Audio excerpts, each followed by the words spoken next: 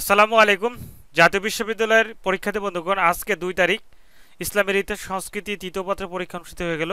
Rubel academy ৩৬০ চ্যানেলের পক্ষ থেকে যে সাজেশনগুলো দেওয়া হয়েছিল সেই সাজেশন থেকে ১০০% প্রশ্ন কমন আছে। তোমাদেরকে প্রমাণস্বরূপ হিসেবে সেই প্রশ্নগুলো তোমাদেরকে রিভিউ করে দেখিয়ে দিচ্ছি। তো এটা হচ্ছে ক বিভাগের যে 10টি প্রশ্ন, ইনশাল্লাহ 10টি প্রশ্নই কমন আসছে, অর্থাৎ 12টি প্রশ্ন থাকে, সে 12টি প্রশ্ন কমন আসছে। এরপরে খ বিভাগের যে 8টি থাকে 8টির মধ্যে 6টি কমন আসছে। গ বিভাগেরও 8টির মধ্যে থেকে 6টি কমন আসছে। তোমাদেরকে আমি প্রিভিউ হিসেবে দেখিয়ে দিচ্ছি। প্রিয় শিক্ষার্থী বন্ধুগণ, তাবাকিত নাসারি এর লেখককে এটা কমন আসছিল, তোমাদেরকে আমি ড্র করে দেখিয়ে দিচ্ছি, তাহলে ভালোভাবে বুঝতে পারবে। 8 নম্বর কমন আসছিল। এরপরে মোহাম্মদ বিন কাসিম কত খ্রিস্টাব্দে সিন্ধু বিজয় করে, 5 নম্বর এটা কমন আসছিল। এরপরে গজনি বংশের প্রতিষ্ঠাতাকে, এটাও কমন আসছিল।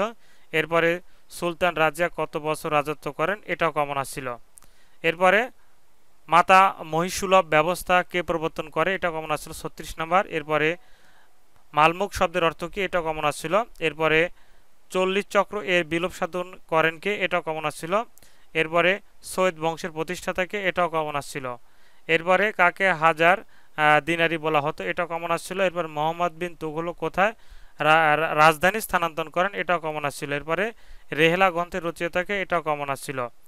এরপরে বাবর কোন যুদ্ধে ইব্রাহিম লোদিকে পরাজিত করে, এটাও কমন আসছিল। এক কথায় যে 12টি প্রশ্ন, সে 12টি কিন্তু কমন আসছিল। তো এরপর আমরা দেখে নেব খ বিভাগ। খ বিভাগের 8টির মধ্যে থেকে তোমাদের 6টি কমন আসছিল, যেমন রাজার দৈহির পরিচয় দাও। এরপরে মুসলিম বিজয় প্রাককালে ভারতের রাজনৈতিক অবস্থার সংক্ষিপ্ত বিবরণ দাও। এরপর তারাইনের দ্বিতীয় যুদ্ধের গুরুত্ব তুলে ধরো। এরপরে ইবনে বতুতার পরিচয় দাও। এরপর মোহাম্মদ বিন তুগলকের ত্রাম্যমর্দা প্রচলন পরিকল্পনা সম্পর্কে আলোচনা করে, এটা কমন আসছিল। পানিপথের প্রথম যুদ্ধে বাবরের সাফল্য আলোচনা করো। এরপরে গ বিভাগের সুলতান রাজিয়ার শাসনকাল সম্পর্কে আলোচনা করো। এবার দিল্লি সালতানের প্রতিষ্ঠাতা হিসেবে কুতুবউদ্দিন আইবেকের কৃতিত্ব মূল্যায়ন করো। এরপরে বিজেতা হিসেবে সুলতান আলাউদ্দিন খলজির কৃতিত্ব মূল্যায়ন করো। এরপরে সুলতান ফিরোজ শাহ তুগলকের শাসননীতি আলোচনা করো। এরপরে তুমি কাকে লেদি বংশের শ্রেষ্ঠ শাসক মনে করো, তোমার উত্তরের সপক্ষে যুক্তি দাও। এরপরে দিল্লি সালতানের পতনের কারণসমূহ আলোচনা করব।